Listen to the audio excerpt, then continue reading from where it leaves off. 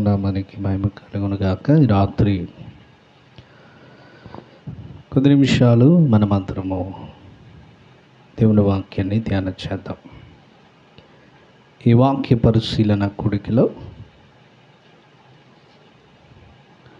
దేవుని వాక్యము ఏదో మనకి అనిపించినట్లు వినడం కాదు, కానీ వాక్యంలో ఉన్న విషయాన్ని లోతుగా పరిశీలించగలిగినప్పుడు ఆ వాక్యం మనకి అర్థమవుతుంది. కాబట్టి పరిశీలనగా దేవుని వాక్యం తెలుసుకునే వారమై ఉండాలి.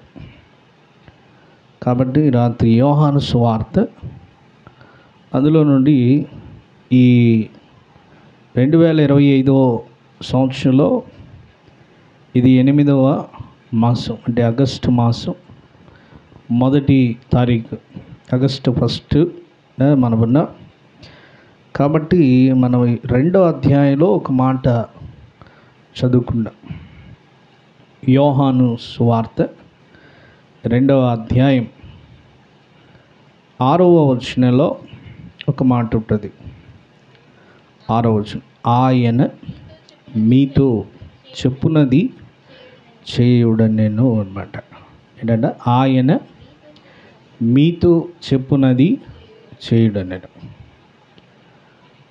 చిన్న ప్రార్థన చేద్దాం. పరిశుద్ధుడైన మా తండ్రి, ఈ వాక్యం మా మధ్యలో ఉంచినది కృతజ్ఞతలు. వాక్యం ఇది, ప్రజల్ని వారు మాట్లాడేవారు మీరే. మానవ స్వరాన్ని, మానవుని జ్ఞానాన్ని మరుగుపరిచి మీరే మాతో తేటగా మాట్లాడమని యేసయ్య దివ్య నామమున అడిగి వేడుకొనుచున్నాం మా కన్న తండ్రి, ఆమేన్. ఈ వాక్యాన్ని మనం జ్ఞాపకం చేసుకున్నట్లయితే ఈ యోహాను సువార్తలో ఈ 2వ అధ్యాయం 6వ వచనాన్ని మనం గమనిస్తే అందులో కొన్ని విషయాలు ప్రస్తావన కనబడుతుంది. ఈ 2వ అధ్యాయంలో ఒక వివాహం జరిగే కార్యక్రమం జరుగుతుంది. ఆ వివాహానికి యేసు ప్రభువారు, ఆయన శిష్యులు వచ్చారు. అలాగే యేసు ప్రభువారి తల్లి అయిన మరియమ్మ, ఆవిడ కూడా ఆ వివాహానికి వచ్చినట్లుగా మనకి కనబడతా ఉంది. ఇక్కడ ఈ ఆగస్టు మాసం 1వ తారీఖున మనం నేర్చుకోవాల్సిన విషయం, ఆయన మీతో చెప్పినది చేయడి. ఆయన చెప్పినది చేస్తే, అంటే ఎవరు? ప్రభు అయిన యేసుక్రీస్తు. అంటే దేవుడు చెప్పినది చేస్తే ఏం జరుగుతుంది అనేది మనము కొంత ధ్యానం చేద్దాం. ఈ వివాహంలో ఒక చిన్న సమస్య వచ్చింది. అక్కడ చిన్న సమస్య కదా, దినాల్లో పెద్ద సమస్య అని చెప్పాలి. ఆ యూదుల ఆచార ప్రకారం వివాహానికి ద్రాక్షరసం అనేది ఇస్తారు. ద్రాక్షరసం ఇస్తారు అంటే కూల్ డ్రింక్స్, కొన్ని వివాహాల్లో బాదం పాలు, కొన్ని వివాహాల్లో ఫ్రూట్ సలాడ్, ఇట్లా ముందు వెళ్ళంగానే ఇస్తారు. వివాహానికి వెళ్ళంగానే అందరూ పెళ్ళిలో కూర్చున్నప్పుడు ఇస్తారు. కొన్ని క్రైస్తవుల వివాహాలు జరిగే దగ్గర, అంటే దేవుని సేవకుల కుటుంబాల్లో వివాహాలు జరిగితే అక్కడ ఖచ్చితంగా చాలామంది ద్రాక్షరసం ఇస్తారు. ద్రాక్షరసం అనగానే తూలిపోయి ఇది కాదు, మంచి ద్రాక్షరసము, జబ్బు ద్రాక్షరసం రెండు ఉంటాయి. బాగా ఊరబెట్టి కుళ్ళిపోయి అందులో నుండి ఒక ద్రావకం అది తీస్తే అది మద్యం. అలా కాకుండా అప్పటికప్పుడు ఉన్న ఆ ఫ్రూట్స్ని జ్యూస్ చేస్తే అది మంచి ఆ ద్రాక్షరసం. అంటే ద్రాక్షలైనా ఏ ఫలాలైనా బాగా కుళ్ళబెట్టి వచ్చిన ద్రావకంలో మత్తు ఇస్తుంది. అందుకని దాన్ని జబ్బు ద్రాక్షరసం అన్న, లేకపోతే పులిసిన ద్రాక్షరసం. కానీ ఇది మంచి ద్రాక్షరసం. వీళ్ళ ఆనవాయితీ ప్రకారం ముందు ద్రాక్షరసం అనేది ఇవ్వాలి. ద్రాక్షరసం ఇవ్వకపోతే ఏం చేసావయ్యా పెళ్ళి అనేలాగా అయిపోద్ది. అలాంటి పరిస్థితి జరుగుద్ది అక్కడ. అయితే ఈ వివాహంలో 6 రాతి బాణలు ఉన్నాయంట అక్కడ. ఎన్ని? 6 రాతి బాణలు. 6 రాతి బాణలు నిండా ద్రాక్షరసం చేసి పెట్టారు వాళ్ళు. పెళ్ళికి చాలామంది వస్తున్నారు. అందులో మరియమ్మ గారు ఉన్నారు, తర్వాత యేసు ప్రభు వారు, ఆయన శిష్యులు, వీరందరూ వెళ్ళారు ఇక్కడికి. వెళ్ళినప్పుడు ద్రాక్షరసం అయిపోయింది, అందరూ కంగారు పడుతున్నారు. మనం అనుకున్న ఎస్టిమేషన్ దాటిపోయింది, ఎంతమంది అవుతారో అనుకోలేదు. ఇప్పుడు అందరూ ఇష్టంగా తాగేసారు, అయిపోయింది ద్రాక్షరసం, ఇక లాస్ట్లో ఉంది, ఇప్పుడు ఏం చేయాలి, కంగారు పడిపోతున్నారు. ఆ కంగారు పడే క్రమంలో యేసు ప్రభు వారి తల్లి ఆయన దగ్గరికి వచ్చి ఆయనతో చెప్పింది, అయ్యా ఇక్కడ ద్రాక్షరసం అయిపోయిందంట అని. అప్పుడు ఆయన అన్నాడు, అమ్మా నా సమయం ఇంకా రాలేదు, కాబట్టి ఇప్పుడు నాతో పని లేదు.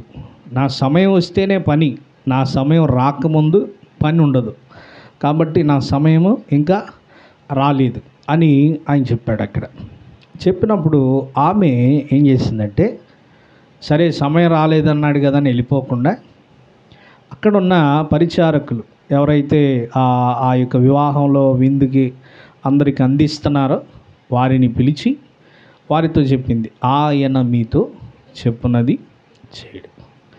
యేసు ప్రభు వారు ఏదైతే చెప్తాడో అది చెయ్యాలి అని ఆమె చెప్పినప్పుడు ఈ పరిచారకులు ఏం చేశారంటే ఆయన వెంటే తిరుగుతున్నారు. ఆయన ఏం చెప్తారో.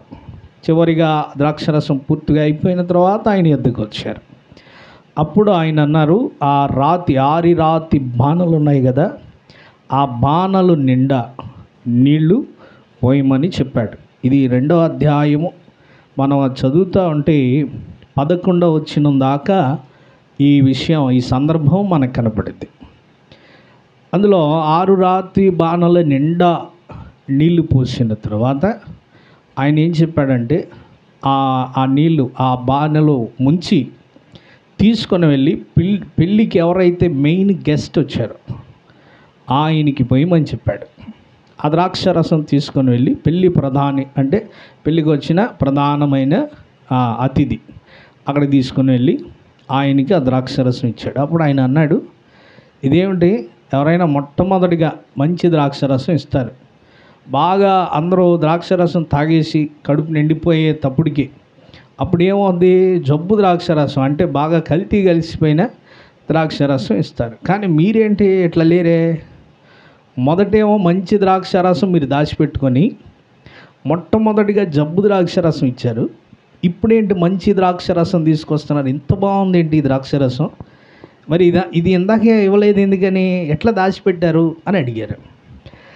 ఇక్కడ మనం నేర్చుకోవాల్సింది ఏంటంటే, ఆ యొక్క విషయం యేసుప్రభు వారి అయిన తల్లికి తెలుసు, ఆయన్ని వెంబడించిన పరిచారకులకి తెలుసు, ఇక మిగతా ఎవరికి, ఆయన శిష్యులకి తెలుసు, ఇంకా ఎవరికి తెలియదు ఆ విషయం. ఆ ఇంటివారు అంటే ఆ పెళ్ళి ఎవరైతే జరిగిస్తున్నారో ఆ ఇంటి వారికి, పరిచారకులకు, యేసుప్రభు వారి శిష్యులకు, మరియమ్మకి, వీరికి తప్ప ఇంకెవరికి తెలియదు. మిగతా వాళ్ళందరూ అనుకుంటున్నారు వీళ్ళు ఆల్రెడీ ముందుగానే ఒక మంచి ద్రాక్షరసం చేసి దాచిపెట్టుకున్నారు, ఇప్పుడు తీసుకొని వచ్చారు బయటికి అని అనుకుంటున్నారు.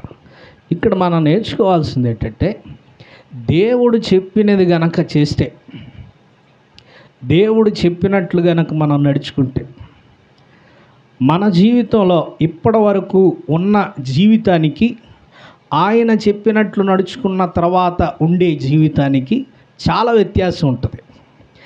ఆయన చెప్పినట్లు నడుచుకున్నప్పుడు ఉండే జీవితం మన ఊహకందని రీతిగా ఉంటుంది. మన జీవితం మనకు నచ్చినట్లు నడుచుకునే జీవితం అది అందరికీ తెలుసు. అందరి జీవితాల్లో అలాంటి అనుభవాలు ఎదురవుతాయి. అది సాధారణమైన జీవితం, ప్రతి ఒక్కరి జీవితాల్లో అటువంటి లోటుపాట్లు ఉంటాయి. ప్రతి మనిషి జీవితంలో అలాంటి అనుభవాలు ఎదురవుతాయి. కానీ దేవుడు చెప్పినట్లు నడుచుకుంటే మనిషి ఊహ కందని రీతిగా మనిషి యొక్క జీవితం ఉంటుంది. ఒక నీటిని ద్రాక్షారసంగా మార్చగలిగిన దేవుడు ఒక మనిషిని ఆశ్చర్యంగా మార్చలేడా?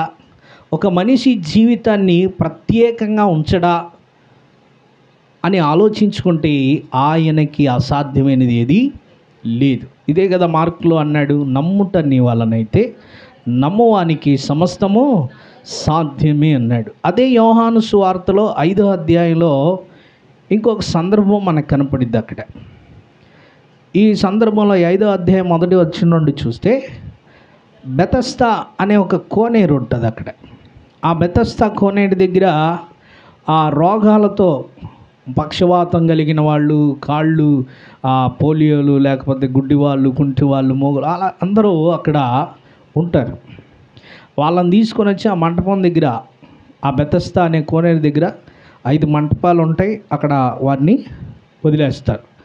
అక్కడ ఆ బెతస్దా కోనేరులో ఒక ప్రత్యేకత ఏంటంటే, దేవుని యొక్క దూత వచ్చి ఆ కోనేరుని కదిలిస్తూ ఉంటుందట. అది చదువుదాం మాట. 2వ వచనం, 5వ అధ్యాయం 2వ వచనం. యెరూషలేములో గొర్రెల ద్వారము దగ్గర హెబ్రీ భాషలో బెతస్దా అనబడిన ఒక కోనేరు కలదు. దానికి 5 మంటపములు కలవు. ఆయా సమయములకు దేవదూత కోనేటిలో దిగి నీళ్లు కదిలించుట కలదు. నీరు కదిలింపబడిన పిమ్మట మొదట ఎవడు దిగునో వాడు ఎట్టి వ్యాధి గలవాడైనను బాగుపడును. గనుక ఆ మంటపములలో రోగులు, గుడ్డివారు, కుంటివారు, ఊచకాలు చేతులు గలవారు గుంపులు గుంపులుగా పడి ఉన్నారు. అలా అక్కడ ఉండేవాళ్ళు. అందులో ఒక సీనియర్ మోస్ట్ రోగి ఉన్నాడు అక్కడ. చాలా సీనియర్ అంట. 38 సంవత్సరాలు అక్కడే ఉన్నాడు. ఈ 38 సంవత్సరాలు ఇతనికి ఏ జబ్బు అంటే పక్షవాతం. ఇతనికి పక్షవాతం కలిగిన వాడు. అక్కడ 38 ఏండ్ల నుండి వ్యాధి గల ఒక మనుషుడు ఉండెను. యేసువాడు పడి ఉండుట చూచి వాడు అప్పటికి బహుకాలము నుండి ఆ స్థితిలో పడున్నాడు. అంటే పక్షవాతం ఉన్నవాడే లెగలేడు. యాక్చువల్గా పక్షవాతం వస్తే లెగ్గలుగుతారా? లెగలేరు. ఎవరో ఒకళ్ళు లేపాలి. ఇతను పక్షవాతంతో పడున్నాడు అని ఇక్కడ ఎందుకు అతను కోనేరులోకి వెళ్ళలేకపోయాడంటే లెగలేని స్థితిలో అతను ఉన్నాడు. అతను అంటాడు, ప్రభు అతని దగ్గరికి వచ్చి నీవు స్వస్థపడాలనుకుంటున్నావా అన్నాడు. అప్పుడు అతను అంటాడు, అయ్యా 38 సంవత్సరాలు అయింది నేను ఇక్కడికి వచ్చి, ఇక్కడ తెచ్చి ఇక్కడ పడేశాను నన్ను. ఈ 38 సంవత్సరాల్లో రోజు దేవుని దూత వస్తాడు, ఆయన కోనేరు కదిలిస్తాడు. నేను వెళ్ళి దూకుదామని ప్రయత్నం చేయడానికి నేను ప్రయాసపడి ఒకవేళ జరుక్కుంటూ వెళ్ళేవాడేమో, డొల్లుకుంటూ వెళ్ళేవాడో, ఎట్లా వెళ్ళేవాడో తెలియదు. వెళ్ళేసరికి ఎవరో ఒకళ్ళు దూకేసేవాళ్ళంట. మరలా అక్కడ ఉన్న వాళ్ళలాగా నేను అనుకుంటున్నాను, ఎందుకురా నువ్వు ఇక్కడ అడ్డాన్ని తీసుకెళ్ళి మళ్ళీ యథాస్థానంలో పడేసేవాళ్ళేమో. ఇదే తంతు 38 సంవత్సరాలు జరిగింది అతని జీవితంలో. ఎన్ని సంవత్సరాలు? 38 సంవత్సరాలు ఇదే పరిస్థితి అతని జీవితంలో ఎదురైంది. ఏటు చూసినా మార్పు రాలేదు. ఎలా చూసినా అతనికి సహాయం దొరకలా, మారడానికి సహాయం దొరకలేదు. ఎవరు అతని సహాయపడాల. అతను స్వస్థపడాలనుకోవడానికి ఆశ ఉంది కానీ ఏం లేదు, మార్గం లేదు. మార్గం లేకపోవడం వలన అతను ఎంతో ప్రయాస పడిన ఉపయోగం లేకపోయింది. 38 సంవత్సరాల దుస్థితి అతని జీవితంలో. కొన్నిసార్లు మనం కొన్ని పరిస్థితుల్లో కొన్ని సంవత్సరాలుగా మనం కొన్ని సమస్యల్లో ఇరుక్కుపోతాం, కొన్ని శ్రమల్లో ఉండిపోతాం, కొన్ని ఇబ్బందుల్లో పడిపోతాం. కొన్నిసార్లు మనం మారాలనుకున్న మారలేని పరిస్థితుల్లోకి వెళ్ళిపోతాం. కొన్నిసార్లు మన జీవితంలో ఈ పరిస్థితి నుండి మనం ఎలా అయినా బయటపడాలి అని ప్రయత్నించినా బయటపడలేని పరిస్థితుల్లో ఉండిపోతాం. ఎలా అయినా నా జీవితంలో ఏదో ఒక ప్రత్యేకమైన ఒక స్థానంలోకి నేను వెళ్ళాలి, ఎప్పుడు ఇలా ఉండకూడదు అని ఆశపడి వెళ్ళలేక సంవత్సరాల తరబడి కష్టపడుతూ, బాధపడుతూ, వేదన పడుతూ ఇదే నా జీవితం, ఇంతే నా బ్రతుకు అనుకున్నవారు ఎందరో ఉన్నారు. అయితే ఇతనిది కూడా అదే పరిస్థితి, అతని కూడా అదే జీవితం, ఇదే ప్రయాస, ఇదే బాధ, ఇదే వేదన, అదే దుఃఖం. కానీ యేసు ప్రభు వారు ఆ మంటపం దగ్గరికి వెళ్ళినప్పుడు ఆ వ్యక్తి దగ్గరికే వచ్చాడు. అంతమంది రోగులు ఉన్నారు కదా, రోగులందరి దగ్గరికి వెళ్ళాల. అక్కడ పడున్న ఆ 38 సంవత్సరాల రోగంతో పడున్న ఆ వ్యక్తి దగ్గరికి వచ్చి ఆయన అడుగుతున్న మాట, అతడు చాలా కాలము నుండి ఆ స్థితిలో ఉన్నాడని ఆయన చూసి జాలిపడ్డాడంట. చాలా జాలేసింది ఆయనకి. చాలా కాలం పాపం అతను బాగా బాధలో ఉన్నాడు. అతని దుస్థితి చూసి ఆయనకి జాలి కలిగాయి. ఆయనే అడిగాడు, స్వస్థపడాలనుకుంటున్నావా అని. ఎందుకు ఆ మాట అడిగాడు అనేదే మనం ఆలోచించాలి. ఆ మాట చదవండి, 6వ వచనం. యేసు వాడు పడియుండుట చూచి, వాడు అప్పటికి బహుకాలము నుండి ఆ స్థితిలో ఉన్నాడని ఎరిగి, స్వస్థపడగోరుచున్నావా అని వానిని అడిగాడంట. ఆయనే అడుగుతున్నాడు, స్వస్థపడాలనుకుంటున్నావా అని. ఎందుకు అడిగాడు అంటే, కొంతమందికి ఈ స్థితి నాకు ఇదే బాగుంది అని అనిపిస్తుంది. ఇంతకాలం 38 సంవత్సరాలు ఎట్లాగో వచ్చి అయిపోయిందిగా నా జీవితం, ఈ 38 ఏళ్ళు నేను రోగంతో పడున్నాను, ఇంకేముందిలే, నేనేం బాగుపడతానులే, ఇంకేం నా రోగం తగ్గిద్దిలే, నా జీవితంలో ఇంకేం మార్పు వస్తుందిలే. ఇది మనిషి ఈ నిరాశలోకి వెళ్ళిపోయి ఇక మారాలను లేకపోతే స్వస్థపడాలనో ఆశ చచ్చిపోద్ది. ఆశ వారిలో ఉండదు. ఇక అలా ఉండిపోని అలాగే బ్రతకడానికి రాజీ పడిపోయి అలాగే ఉండిపోవడానికి ఇష్టపడతారు. అందుకనే ప్రభు అడిగాడు, నీవు స్వస్థపడాలనుకుంటున్నావా అని అడిగాడు. ఎందుకని ఇప్పుడు సమాధానం అతని నుండే రావాలి. అయితే ఎమ్మంటే అతను నేను స్వస్థపడాలనుకుంటున్నానయ్యా అలా అతను చెప్తున్నాడు, తన బాధ చెప్తున్నాడు. అయ్యా 38 ఏళ్ళు అయింది ఇక్కడికి వచ్చి, ఈ రోగంతో పడి ఉన్నాను. ఆ కోనేరు గదిలి ఇచ్చినప్పుడల్లా దూకుదామని ప్రయత్నం చేస్తాను. నేను వెళ్ళేసరికి ఎవరో ఒకళ్ళు దూకేస్తున్నారు, నాకు అవకాశం ఉండడం. అట్లా ప్రయత్నం చేసి 38 ఏళ్ళు గడిచిపోయింది. అయినా రోజు ప్రయత్నం చేస్తున్నాడంట. ఇది అతనిలో ఉన్న గొప్ప విషయం. ఏంటంటే, రోజు ఆ స్థితిలో ఉండకుండా ఆ స్థితిలో నుండి బాగుపడటం కోసం ప్రతిరోజు ప్రయత్నం చేస్తున్నాడు. అందుకు యేసు ప్రభు అతని దగ్గరికి వచ్చింది. ఆయన ఎందుకు వస్తాడో తెలుసా? నువ్వు మారాలి అనుకుంటే వస్తాడు. నీ పరిస్థితిని మార్చుకోవాలంటే నీ దగ్గరికి వస్తాడు. నీ జీవితమును సరి చేసుకోవాలంటే నీ దగ్గరికి వస్తాడు. ఈ సమస్యల నుండి ఎలాగైనా నేను గెలవాలి, బయటపడాలి అంటే నీ దగ్గరికి వస్తాడు. అది ప్రభువులో ఉన్న గొప్పతనం. మనిషిలో ఉన్న ఆశను బట్టి, మనిషిలో ఉన్న విశ్వాసమును బట్టి ఆయన వారి యొద్దకు వస్తాడు. ఈ కోనేరు దగ్గర పడున్న వాని దగ్గరికి ఆయన అందుకే వచ్చాడు. ఇప్పుడు ఆయన చెప్పినది ఇతను చేయాలి, అప్పుడే ఇతని జీవితం బాగుపడింది. ఇతను కష్టం చెప్పాడు, అతని సమస్యలన్నీ చెప్పాడు, అతని దుస్థితి ఏమిటో ఆయన చూశాడు. ఇప్పుడు ఆయన చెప్పినది చేస్తే అతని జీవితం బాగుపడిపోతాడు. ఆయన చెప్పినది చేయలేని వారు చాలామంది ఉన్నారు.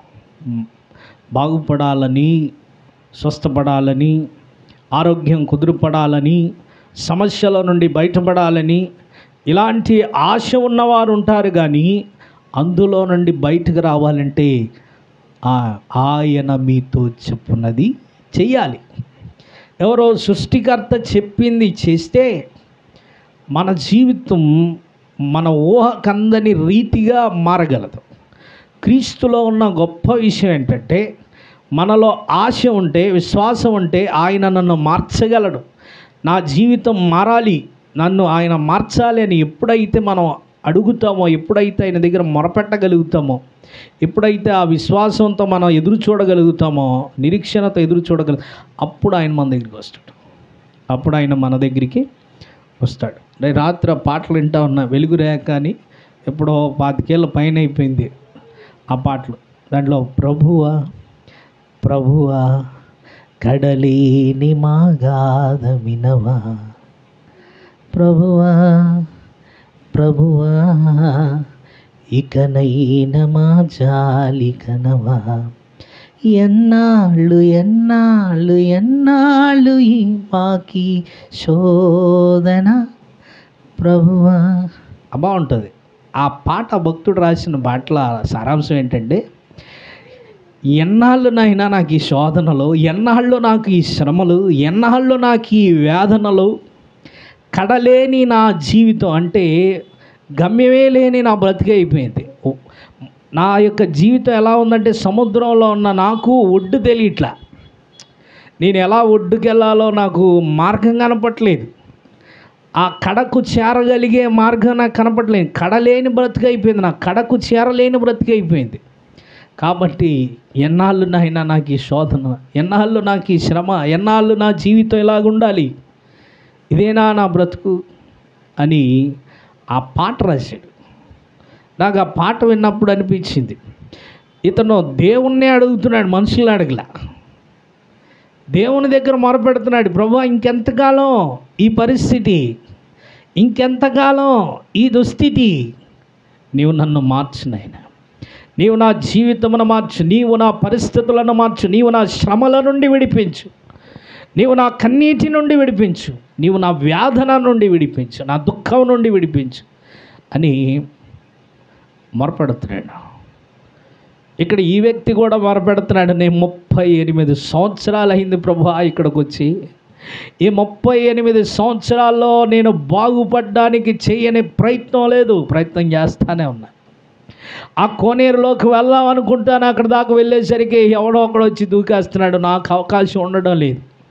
అలా అని విసిగిపోకుండా 38 ఏళ్ళుగా ప్రయత్నం చేసి చేసి చేసి అలసిపోయాను. నేను అనుకుంటాను అతడు ఏ యవ్వన దశలో ఆ స్థితిలో పడిపోతే తీసుకొచ్చి అక్కడ పడేసి ఉంటారు, ముసలివాడైపోయి ఉంటాడు, ముసలితనానికి వచ్చేసి ఉంటాడు. 38 సంవత్సరాలంటే ఏ యవ్వన దశలో అక్కడే తీసుకొని వచ్చిన, లేదా కనీసం ఒక 50 ఏళ్ళు అన్న వచ్చి ఉంటాయి కదా, లేదా ఒక 60 ఏళ్ళ దగ్గరకు వచ్చేసి ఉంటాయి కదా. ఆ వయసుకు వచ్చినా కూడా అతను ఆ పరిస్థితిలో నుండి, ఆ దుస్థితిలో నుండి బాగుపడటం కోసం ప్రతిరోజు ప్రయత్నం చేస్తున్నాడంట. అందుకని ప్రభు అతని దగ్గరికి వచ్చాడు, స్వస్థపడాలనుకున్నావు, ఇన్ని సంవత్సరాలు నీవు పోరాడావు కదా, అదే విశ్వాసం, అదే నిరీక్షణ, అదే ఆశ, బాగుపడాలని, స్వస్థపడాలని అదే ఆలోచన ఎప్పటికీ నీలో ఉందా? అతన్ని ప్రశ్నించినప్పుడు అతడు తన బాధంతా చెప్పుకున్నాడు. ఇప్పుడు ఆయన అతనికి ఏం చెప్తున్నాడంటే, సరే పద నేను నిన్ను తీసుకెళ్ళి కోనేరులో వేస్తాననలేదు, నేను సహాయం చేస్తా. ఈరోజు దేవుడి దూత వచ్చి ఆ నీళ్లు కదిలించినప్పుడు నేను నిన్ను తీసుకెళ్ళి కోనేరులో వేస్తానని చెప్పలేదు.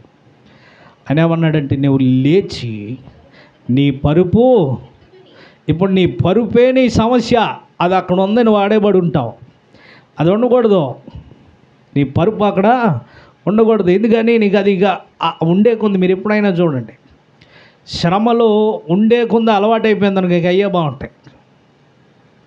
అట్లాగే అలవాటు అయిపోతుంది. మీరు ఎప్పుడైనా మురికి కాలువ పక్కన ఉండండి, ఫస్ట్ వచ్చిన కంపు తర్వాతకి ఇంక ఉండదు, తర్వాతకి ఇంక కంపు తెలియదు. నా బందర్ నుండి వచ్చేటప్పుడు ఉయ్యూరు దగ్గరలో ఒక రాంగాల్ని అక్కడ మనకి ఎక్కడలాగే డంపింగ్ యార్డ్ ఉంది, అక్కడ ఆ బైపాస్లో వెళ్తా ఉంటే సడన్గా అంత కంపు వచ్చిందంటే భయంకరమైన కంపు వచ్చింది. కానీ ఆ డంపింగ్ యార్డ్ పక్కన మనకులాగే ఇల్లు ఉన్నాయి, చాలా ఇళ్ళు ఉన్నాయి, అక్కడ ఫ్యాక్టరీ రన్నింగ్ అవుతుంది. అది అంత కంపులో వెళ్ళి ఎలా ఉన్నారు అంటే మనం ఉన్నట్ల చెత్త ఫ్యాక్టరీలో అట్లా ఉన్నారు అనిపించింది. మొన్న సడన్గా కంపు ఉన్నట్టుండి కంపు వచ్చేసింది. ఫస్ట్ భలే తెలిసింది కంపు, ఉండే కొంది కంపు తెలియలా, అలవాటైపోయింది కంపు. మనిషి యొక్క జీవితంలో ఇదే పరిస్థితి. మనిషి సమస్యల నుండి బయటపడడానికి ప్రయత్నం చేసి ఒకసారి రాజీ పడిపోయి ఇంకింతే నా బతుకు అని దానితోనే బ్రతకడానికి అలవాటు పడిపోతాడు. దేవుడికి అది ఇష్టం ఉండదు, దేవుడి చిత్తం అది కాదు. నీవు గెలవటానికి పోరాడాలి, కానీ ఇంతే నా జీవితం అని రాజీ పడకూడదు. ఆ పరిస్థితి నుండి బయటకు రావడానికి నీ వంతు నువ్వు కృషి చేసినప్పుడే దేవుని సహాయం ఇచ్చి నిన్ను బయటికి తీసుకొస్తాడు. మన వంతు మనం కృషి చేయనప్పుడు దేవుని సహాయం అందదు. ఒక పిల్లవాడు బండి తోలే స్థాయికి వెళ్ళాలంటే వాడు ముందు సైకిల్ నేర్చుకోవాలా, లేదా దెబ్బలు తగిలించుకోవాలా లేదా?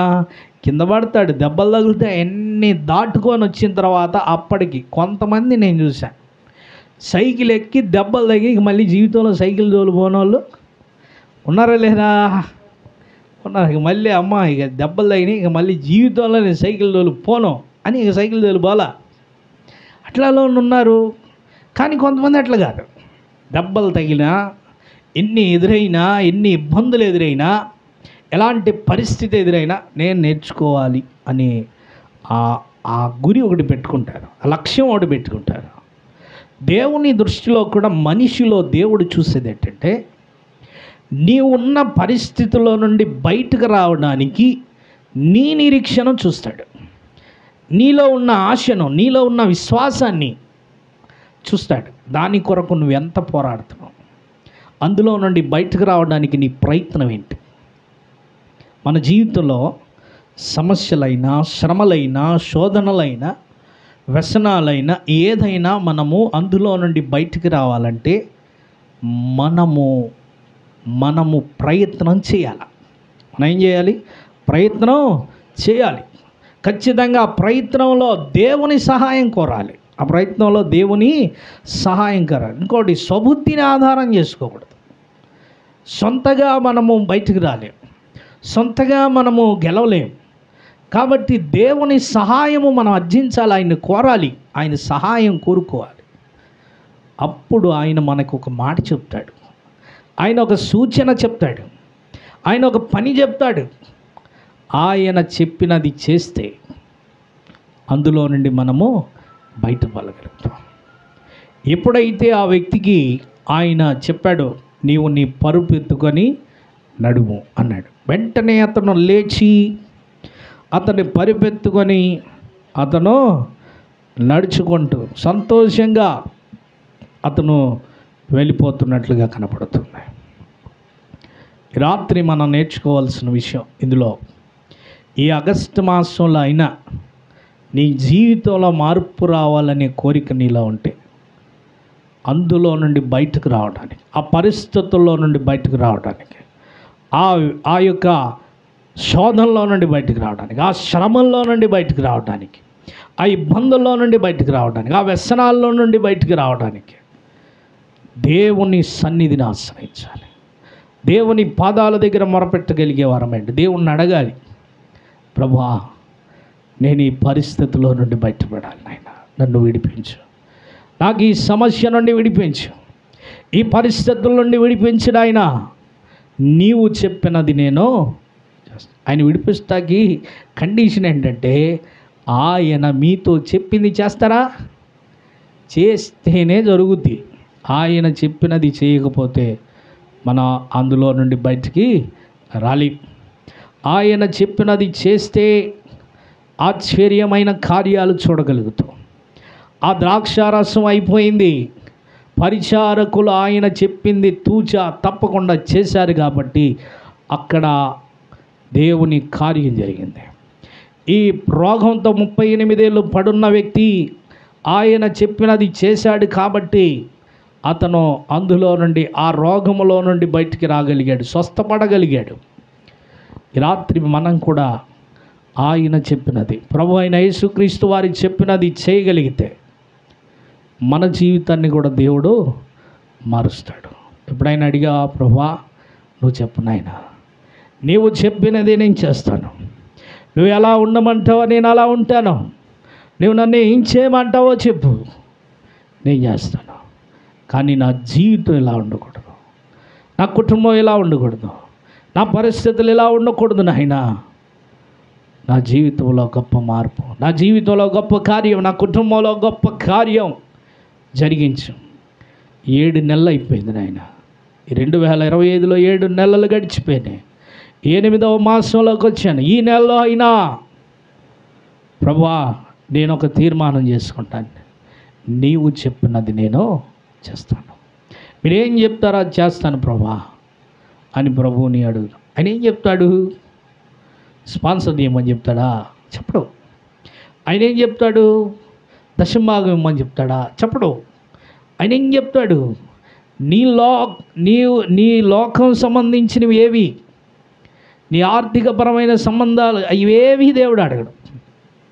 ఆయన చెప్పేది ఏంటంటే, మన స్వబుద్ధిని ఆధారం చేసుకోకుండా ఆయన చిత్తాన్ని అనుసరించి నడుచుకోవాలి. ఇది ఆయన చెప్పేది. నీకు ఇప్పటివరకు నీకు అనిపించింది చేసావు కదా, ఇప్పుడు నీకు అనిపించింది కాదు, నేను చెప్పింది అప్పుడు నీ జీవితంలో నేను ఆశ్చర్యమైన కార్యం చేస్తాను. అలా చేసేవారమై మనం అవ్వాలి. అట్లా నేను చేయాలి అని అనుకుంటే, నేను చేస్తాను అనుకుంటే ఒక చిన్న ప్రార్థన ఈరోజు తల్ల వంచి ఓ చిన్న ప్రార్థన. ప్రభువా, నేను మీరు చెప్పింది చేస్తాను. ఆయన నా జీవితం మారాలి, నా కుటుంబం మారాలి, నా ఈ పరిస్థితులు మారాలి, నా బలహీనతలు, నా సమస్యలు, నా శ్రమలు, నా శోధనలు, నా వ్యసనాలు, వీటన్నిటి నుండి నేను విడుదల పొందాలి. కుటుంబంలో నెమ్మది, కుటుంబంలో సమృద్ధి, కుటుంబంలో సమాధానం, కుటుంబంలో రక్షణ, నా ఆత్మీయ జీవితంలో రక్షణ, ఇవన్నీ కావాలి నాకు. ప్రభువా, నీవు చెప్పినది నేను చేస్తాను. ప్రభువా, నన్ను మార్చు నాయన. ఆ యొక్క పరిచారకులు మీరు చెప్పినది చేశారు. అందుకని ఆ వివాహంలో గొప్ప ఆశ్చర్యం. ఆ పక్షవాతంతో పడున్న 38 ఏళ్ళుగా పడున్న వ్యక్తి మీరు చెప్పింది చేశాడు ఆయన. అందుకని అతనికి స్వస్థత. నా జీవితంలో కూడా నేను మీరు చెప్పింది చేయాలని నేను తీర్మానం చేసుకుంటున్నాను. మీ మాటను అనుసరించి, మీ వాక్యాన్ని అనుసరించి నడుచుకోగలిగే అటువంటి మనసు నాకు ఇవ్వండి. నేను మీరు చెప్పినది చేసే వ్యక్తిగా నన్ను సిద్ధపరచండి. అలా నేను ఉండాలి ప్రభువా. నా జీవితంలో గొప్ప మార్పునివ్వండి. ఈ ఆగస్టు మాసంలో అయినా నా కుటుంబంలో, నా జీవితంలో గొప్ప మార్పును దయచేయి. నీ సాక్షిగా నేను బ్రతకాలి, మీ మహిమకరంగా బ్రతకాలి, ఆశ్చర్యకరంగా నేను జీవించాలి. ఇప్పటి వరకు నా జీవితం వేరునైనా ఈ నెల నుంచి నా జీవితంలో గొప్ప మార్పునివ్వండి ప్రభువా. నిన్ను ఆశ్రయించాను అని దాటిపోవద్దు. ఎంతకాలంనైనా నీ స్థితిలో ఉండను, నన్ను మార్చండి ప్రభు అని చిన్న ప్రార్థన చేద్దాం. మహాపరిశుద్ధుడు అయిన మా తండ్రి, ప్రభు మీ ఘనమైన నామమునకు స్తోత్రములు. నాయన, ఈ రాత్రికాల సమయంలో నాయన నీవు నమ్మదగిన దేవుడు నాయన తండ్రి. మీ మాట శక్తి కలిగిన మాట, అందుని బట్టి మీ కృతజ్ఞతలు. మీరు మాట్లాడితే ఎన్ని మార్పులు నాయన, నీవు పలికితే చాలు బాబు, మా జీవితాలు మారిపోతాయి. నీవు చెప్తే నాయన, ఇదిగో మీరు చెప్పినది మేము చేస్తే మా జీవితాలు మారిపోతాయి. అయ్యా, మేము ఆనాడు ఆ కానా అనే ఊరిలో జరిగిన వివాహంలో ఆ పరిచారకులు మీరు చెప్పింది చేశారు నాయన. అందుకని ఆ వివాహంలో ఆశ్చర్యమైన కార్యం, ఎదుగో ఆ కార్యమును వచ్చేసి ఆ ఊరు చుట్టుపక్కల నలుమూలల యెరూషలేమంతటా కూడా మీ ఖ్యాతి వ్యాప్తి చెందినట్లుగా మేము చూస్తూ ఉన్నాం నాయన. మీరు అంత గొప్ప దేవుడు నాయన, సర్వశక్తి కలిగిన దేవుడు. 38 ఏళ్ళు పడున్న పక్షవాతం కలిగిన వాడు, ఆ రోగంతో పడున్నాడు. 38 ఏళ్ళు అతను పడున్నాడు నాయన. ఆయన జీవితంలో కూడా మార్పు రావాలంటే మీరు చెప్పినది చేయాలి ప్రభు. అయ్యా, మీరు ఏదైతే చెప్పారో అతను జీవితంలో మార్పు కలిగేలాగా అతను లోబడి మీరు చెప్పినట్లు చేశాడు. అందుకని అతని జీవితం మారిపోయింది. 38 ఏళ్ళ దుస్థితిలో నుండి మీ ఒక్క మాట విని లోబడి మీరు చెప్పినట్లు నడుచుకోవటం వలన అతని బ్రతుకు మారిపోయింది.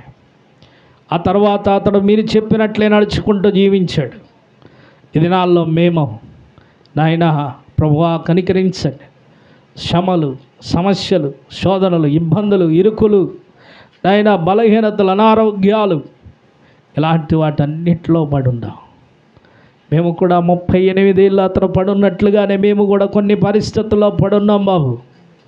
కొన్నిసార్లు కొంతమంది అనారోగ్యాల్లో పడున్నారు, కొంతమంది నాయన సమాధానం లేక పడున్నారు, కొంతమంది నెమ్మది లేక పడున్నారు, కొంతమంది ఆర్థికపరమైన ఇబ్బందుల్లో పడున్నారు, కొంతమంది వ్యసనాల్లో పడున్నారు. రకరకాల పరిస్థితుల్లో మేము పడిపోయి ఉన్నాం నాయన. మీరే మమ్మల్ని లేవనెత్తండి. మీరే ఒక్క మాట సెలవు ఇవ్వండి బాబు. మేము లోబడతామయ్యా, మీరు చెప్పినట్లు నడుచుకుంటాం నాయనా. నడుచుకోగలిగే మనసు కూడా మీరే ఇవ్వాలి. ఆ మనసు మీ నుండే మాకు రావాలి దయచేయండి.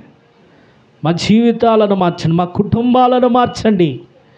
ఈ రాత్రి వాక్యమైన నీ బిడ్డల జీవితాల్లో గొప్ప మార్పును దయచేయండి. మీకు కృతజ్ఞతాస్తుతులు స్తోత్రములు చెల్లిస్తున్నా. ప్రతి కుటుంబంలో నెమ్మది, సమాధానం, సమృద్ధి, రక్షణానందం ఈ ఆగస్టు మాసం అంతా ఈ నెలలో నాయన తండ్రి, ఈ సంవత్సరం ఇంకా నాయన ఇంకా ముందున్న కొన్ని నెలల్లోనే ఎన్నో కార్యాలు చూడగలిగేలాగా అటువంటి అయ్యా తండ్రి గొప్ప కార్యాలు మీరే ప్రతి బిడ్డ పట్ల, సంఘం పట్ల, కుటుంబాల పట్ల జరిగించండి. ఈ వీధిలో ఉన్న బిడ్డలందరినీ కూడా జ్ఞాపకం చేసుకో, ఈ ప్రాంతవాసుల్ని జ్ఞాపకం చేసుకో. ఎంతోమంది యవన బిడ్డలు పాడైపోతున్నారు, ఎంతోమంది తాగుడికి, మత్తు పదార్థాలకి బానిసలైపోయి నాయన ఎంతోమంది తండ్రి అనారోగ్యాలతో, ఎంతోమంది వ్యాధులతో, ఎంతోమంది బలహీనతలతో, ఎంతోమంది సమస్యలతో, ఎంతోమంది అయ్యా ఆర్థికపరమైన ఇబ్బందులతో అనేక రకాల పరిస్థితులు ఉన్నాయి. వీటన్నిటి నుండి మీరే విడిపించండి, మీరే కార్యాలు జరిగించమని ప్రార్థిస్తున్నాం. సహాయం చేయమని, సమస్త ఆటంకాలు లయపరచమని యేసయ్య దివ్యనామమున అడిగి వేడుకొనుచున్నాం మా కన్న తండ్రి. ఆమేన్. ఆమెను పరమ తండ్రి అయిన దేవుని ప్రేమ, కుమారుడైన యేసుక్రీస్తు వారి కృప, పరిశుద్ధాత్ముడి అన్యోన్య సహవాసం, సమాధానం ఇప్పుడు ఎల్లప్పుడూ సదాకాలం చేరి ఉన్న మనందరికీ సదా తోడై ఉండును గాక. ఆమేన్. ఆమేన్. అందరికీ